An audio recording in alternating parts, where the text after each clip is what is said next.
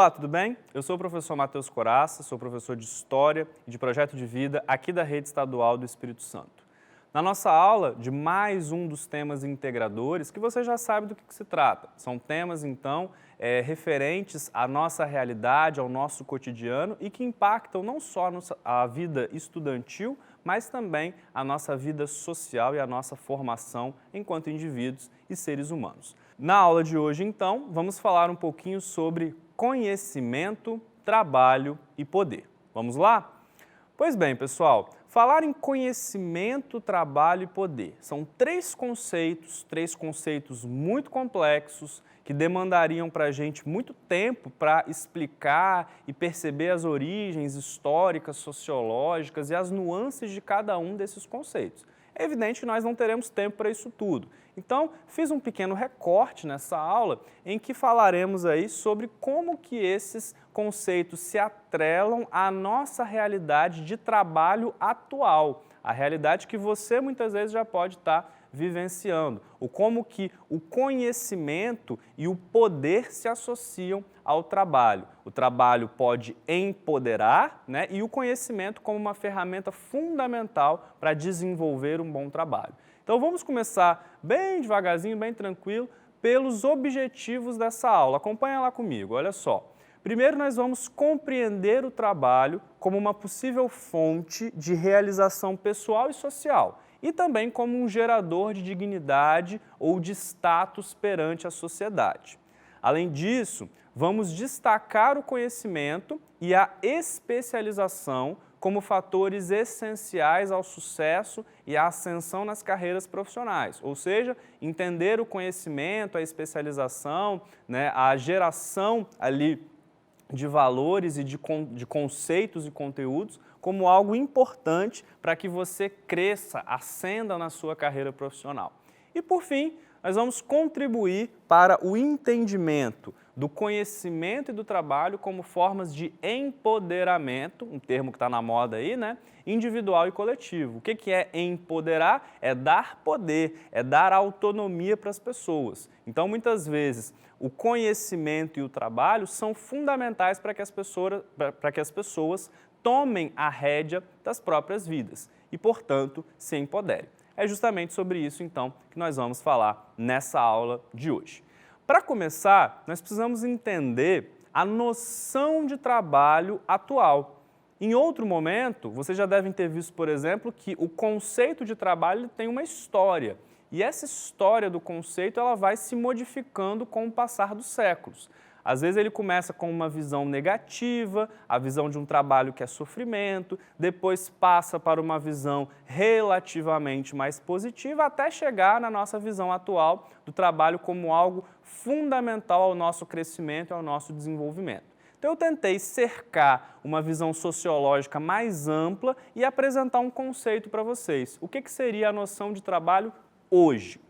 Atualmente, então, o trabalho está cada vez mais atrelado à busca de um sentido e de uma expressão pessoal. Todo mundo sonha em fugir do estresse e da frustração profissional e ter um trabalho perfeito, bem remunerado, respeitado, estimulante mental e emocionalmente. É muito comum a ideia de que para se alcançar a realização individual ou a felicidade, é preciso trabalhar com o que se gosta. Ou seja, hoje, mais do que ter a ver com se sustentar, ter alimento, ter boas condições de vida, o trabalho tem a ver com a felicidade. E a pessoa hoje é tanto mais feliz na compreensão atual se ela de fato exerce uma profissão que ela sonhou ou para a qual ela se preparou e que ela realmente gosta, que ela realmente ama. Então, felicidade e trabalho estão intimamente relacionados. E não se alcança a felicidade, não se alcança o trabalho que se quer sem conhecimento. Esse é o ponto principal, é isso que nós vamos discutir e nós vamos ver em várias situações aqui nessa aula. Eu gosto sempre de lembrar, para a gente começar essa reflexão, né, de algumas fontes filosóficas que embasem a nossa abordagem aqui. Uma que eu trouxe para vocês e que eu acho fundamental é de um filósofo, né, que viveu entre o século XVI e o início do século XVII, chamado Francis Bacon. tá? Ele era um filósofo inglês e ele tinha, né, considerado aí um dos pais fundadores da ciência moderna, porque ele que desenvolve o chamado método empírico. O que significa isso? Aquele método de testagem das hipóteses, né, de fazer as experiências. Então, o método científico propriamente dito. E ele dizia o seguinte, que saber é poder. Na frase, mais especificamente, ele diz que o homem sábio cria mais oportunidades do que as encontra. Ou seja, aquele que possui sabedoria, aquele que possui conhecimento, ele cria oportunidades. Então, o saber dá uma condição, dá um status, dá uma perspectiva de vida que você, tendo esse conhecimento, pode se direcionar para diversas áreas, para suas áreas de interesse, né? Pode alcançar melhores posições de trabalho, pode alcançar inclusive melhores posições sociais. Então nós precisamos entender que o saber, que o conhecimento também é uma forma de poder, porque ele vai garantir a nossa posição, o nosso status nas relações de trabalho e nas relações da vida como um todo, ok? Então, lembre-se sempre disso, o ensinamento que Francis Bacon deixou para todos nós. Saber é poder. E aí, ao longo da história, algumas visões muito tradicionais sobre o trabalho acabaram, por vezes, desmerecendo a importância do saber, do conhecimento na geração das relações profissionais. Então, você já deve ter visto em outras aulas que o trabalho, ele nasce, a origem do termo trabalho, nasce como uma necessidade humana e, por vezes, ele foi associado ao sofrimento. Olha lá no slide comigo. Então, ó, o trabalho como uma necessidade, é uma visão muito tradicional sobre o trabalho e, portanto, uma atividade associada ao sofrimento. E aí, à medida que as relações de trabalho foram se aperfeiçoando, e principalmente quando a gente chega ao mundo industrial, inicialmente há uma hierarquização muito grande nas relações de trabalho. Olha lá, uma hierarquização extrema, que identifica dois polos. De um lado, os trabalhadores mais especializados, que muitas vezes ocupam funções intelectuais, são aqueles gestores dos projetos, são aqueles que gerenciam as empresas. E, por outro lado, trabalhadores menos especializados, trabalhadores, então, braçais, que trabalham nas fábricas, que trabalham na lida diária ali do contexto trabalhista. E aí, qual é o problema disso? Se nós observarmos essa divisão mais tradicional, veremos que os mais especializados dominam mais conhecimento técnico e, portanto, exercem funções de poder naquela realidade. Portanto, eles mandam, eles dominam naquele contexto de trabalho, enquanto que os menos especializados têm que se submeter àqueles que mandam, àqueles que dirigem e gerenciam todo o trabalho, todos os projetos desenvolvidos ali. Então, se estabelece uma relação de poder a partir da quantidade, ou pelo menos da proporção de conhecimento que cada um desses grupos tem. E aí, o problema principal é que nessa visão tradicional, mais tradicional sobre o trabalho, que predominou por vários séculos, tá? O conhecimento acaba não sendo construído em conjunto, mas ele é imposto. Por quê? Porque os trabalhadores mais especializados impõem o seu conhecimento àqueles menos especializados. E aí, esses trabalhadores mais simples, com menos formação, acabam por ser desvalorizados. Então, isso é um aspecto muito negativo desse processo, mostrando então que nas visões mais tradicionais do trabalho, o conhecimento não era muito valorizado, mas sim a capacidade de exercer um trabalho braçal. Com o tempo, o conhecimento volta à questão, o conhecimento volta a ser refletido. E aí sim nós vamos ter algumas mudanças. Para ilustrar bem essa ideia da desvalorização, aliás, do trabalhador menos especializado e do seu entendimento como um trabalhador de pouco conhecimento, tem um vídeo, um filme muito famoso, aliás, do Charlie Chaplin, intitulado Tempos Modernos. Tenho certeza que você já deve ter ouvido falar, já conheceu, já viu em algum momento. é um filme do início do século XX, de 1936, que narra justamente esse processo da Revolução Industrial e da instalação do que a gente chama de sistema fordista de produção, que é aquele sistema em série, né, em que o trabalhador praticamente não pensa, ele apenas opera uma ferramenta e exerce aquela atividade o dia inteiro.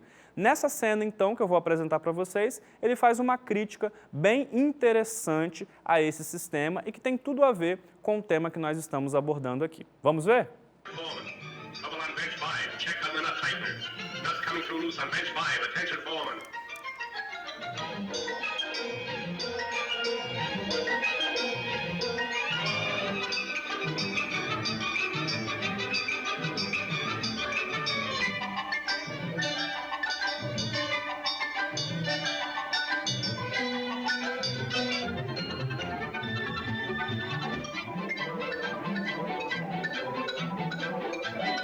Vejam então, pessoal, que nessa cena o Charlie Chaplin ironiza uma característica muito comum do trabalho nesse sistema de produção, que era esse trabalho repetitivo, com bastante esforço e sem muito pensamento, sem muita reflexão, né? E aí, sempre que o personagem tenta questionar o seu chefe, né, aquele que está encarregado pela produção ali, faz algum questionamento, ele perde a linha de produção e ele é advertido por isso. Então, ele tem que voltar ao trabalho imediatamente.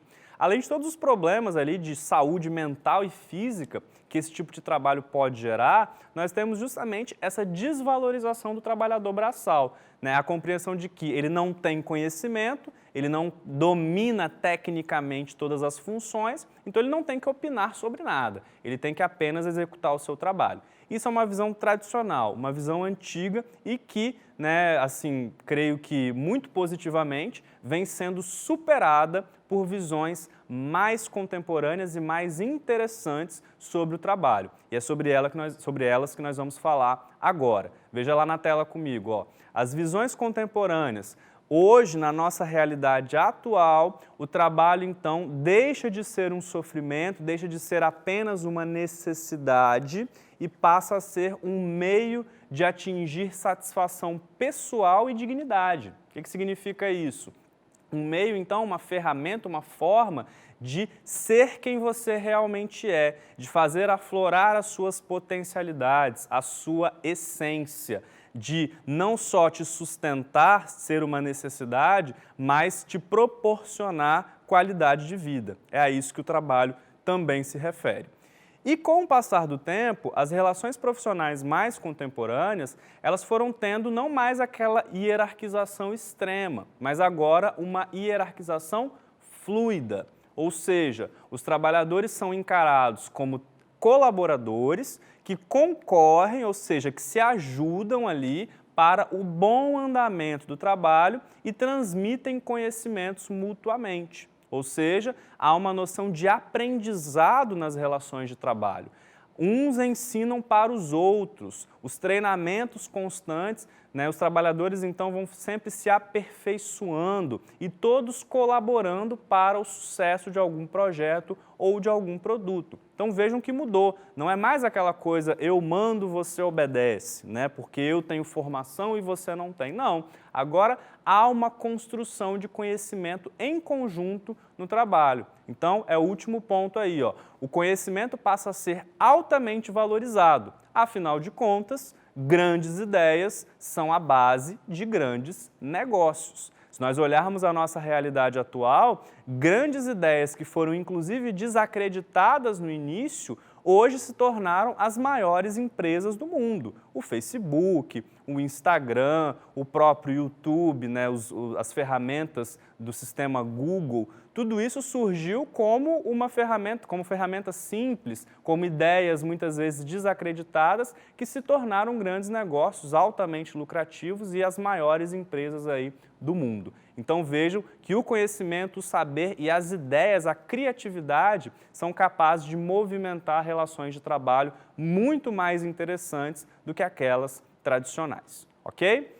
E aí nós precisamos falar também que essa garantia de uma nova perspectiva de trabalho, de visões mais contemporâneas, trazem um conceito que vem sendo refletido muito atualmente e que é importante para que nós entendamos a nossa autonomia, a nossa capacidade de lutar com as nossas, né, próprias histórias, de nós termos aí um sucesso na nossa trajetória, que é o conceito de empoderamento.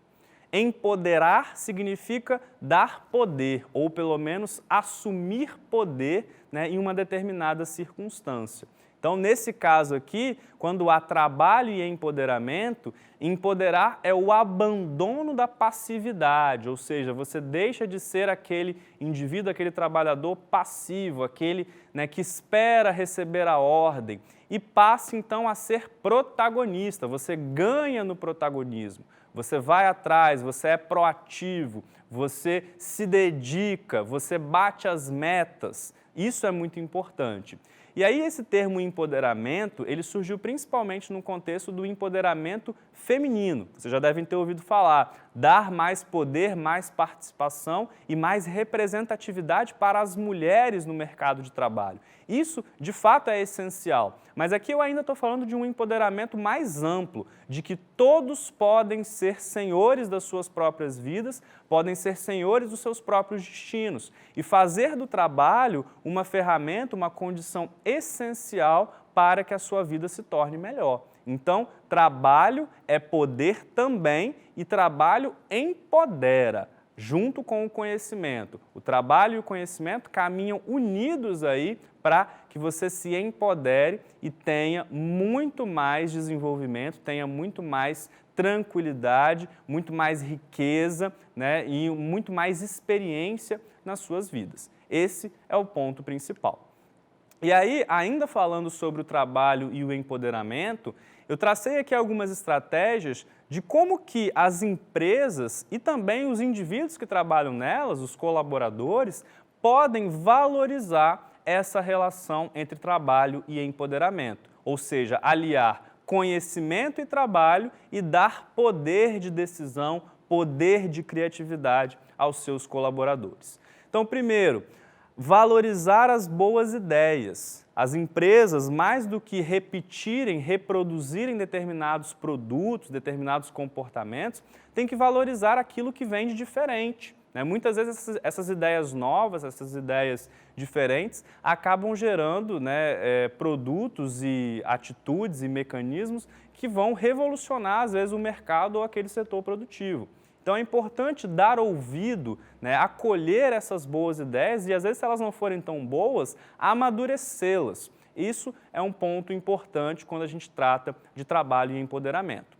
Uma outra coisa é questionar as ordens sem sentido, ou seja, a gente respeita quem está acima de nós. A hierarquia é importante, mas às vezes tem aquele que quer mandar pelo prazer de mandar, né? E que não tem essa noção de que o líder não manda, o líder ele comanda as pessoas, ele direciona, ele colabora, ele conduz.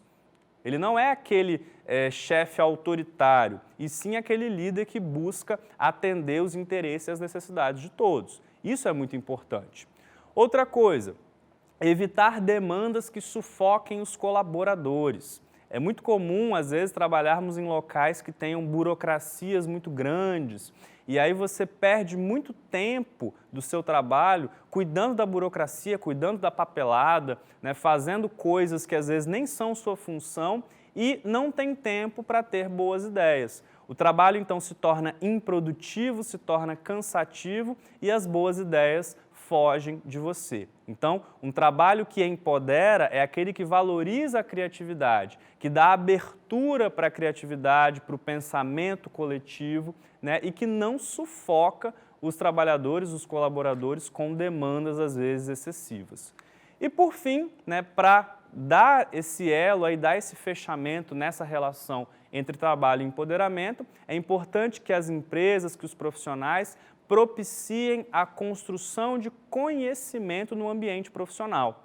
O ambiente profissional não pode ser apenas um local de aplicação de conhecimentos técnicos. Muitas vezes ele tem que ser um ambiente para que os trabalhadores produzam o próprio conhecimento, desenvolvam técnicas próprias, transmitam conhecimentos, por exemplo, que eu não saiba, mas tem alguém que sabe, pode me ensinar. Então, é importante valorizar os treinamentos, valorizar essa difusão de conhecimento aí nos meios, né, no ambiente profissional. Isso é fundamental para haver essa relação entre trabalho e empoderamento, portanto. Chego então já às nossas considerações finais dessa aula e aí caminhando agora para uma reflexão mais aberta, mais ampla, para a gente fechar o nosso tema aqui, vamos lembrar de alguns aspectos. Em primeiro lugar, que a gente falou lá no início, saber é poder. Então, o conhecimento é muito importante, é essencial para o que você quer fazer e para o que você quer conquistar no mundo do trabalho. Né? Coloquei ali, ó, é o seu conhecimento que define a pessoa que você é. Isso é muito importante, essa frase é essencial. E além disso, lembrar que se o trabalho e o conhecimento dão poder, dão posições de destaque, podem dar status inclusive, eles também podem te empoderar. Ou seja, eles também podem dar mais autonomia para a sua vida, mais desenvolvimento, né, mais valorização do profissional e do indivíduo que você é. Vejam então que partimos de 3 conceitos muito complexos, trabalho, conhecimento e poder, e entendemos aqui as relações entre eles na nossa realidade contemporânea. Era mais ou menos isso que eu queria apresentar para vocês, né? E valorizar, lembrar sempre que esses 3 conceitos, trabalho, conhecimento e poder, caminham sempre, sempre, sempre juntos. Nos vemos então na nossa próxima aula e é um prazer estar aqui com vocês mais uma vez. Até o nosso próximo encontro. Tchau, tchau!